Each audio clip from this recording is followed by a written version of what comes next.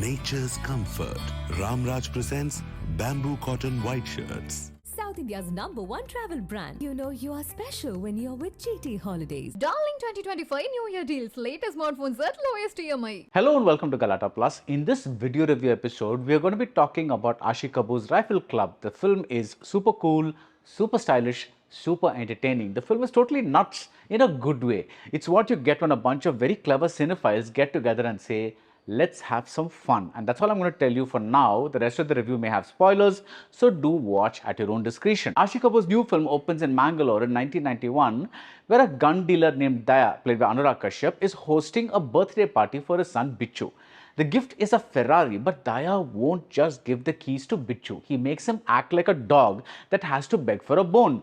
The obvious reason for the existence of this scene is to quickly establish the wacko nature of Daya and his sons, but the thing of interest is the subtext, the fact that Bichu acts like a dog. Rifle Club is a movie that compares humans to animals that will do anything for survival. Much later, we will see Daya himself being compared to a tiger as he wears a yellow jacket with a white and black stripe running through it, and it is stained with human blood. Rifle Club is what you get when a bunch of clever cinephiles get together and say, let's have some fun. In this clever cinephiles group, I include the writers Shyam Pushkaran, Dileesh Karunakaran and Suhas. I include actors like Darshana Rajendran, who hardly has anything to play and yet, yes, has fun in her few scenes with Unnimaya Prasad.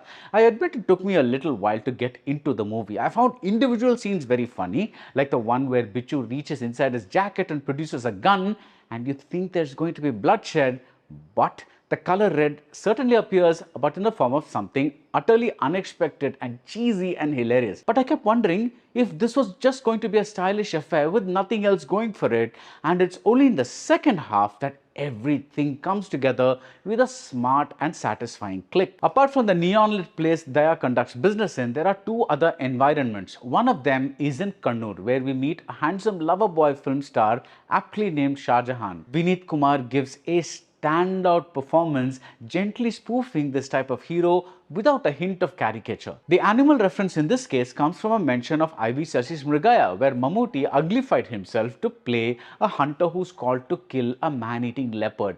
Shah Jahan is advised to do such roles, that is, get in touch with his animalistic side, and asked to do some method acting by going to Rifle Club, which is a place in the Western Ghats where people gather to shoot animals and eat the kill.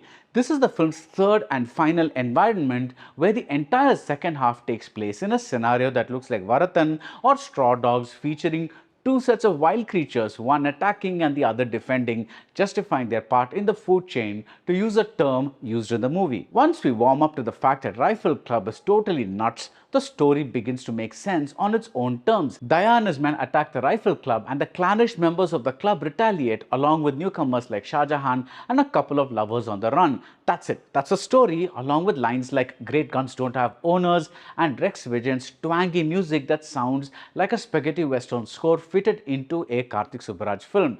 There is movie talk, like when Shah Jahan is asked about his kissing scenes. There's gender-bending talk, like a woman holding a gun at waist level and saying she's as good as a man. Another woman comments on the small size of a wild boar's genitals. What's missing is traditional filmmaking, things like explaining how Daya and his men ended up at Rifle Club. I'm not saying this is the screenplay's fault. I'm saying that the screenplay isn't even interested in being anything but a blueprint for the film style. And what is this style? Take the Dileesh Pothan character. The actor is brilliant in one of his most uncharacteristic roles as a hunter who says things like, "These are the Western Ghats, home to this animal and that one and that other one." But this is not a National Geographic documentary. This is about how most of these animals have been captured and cooked and eaten.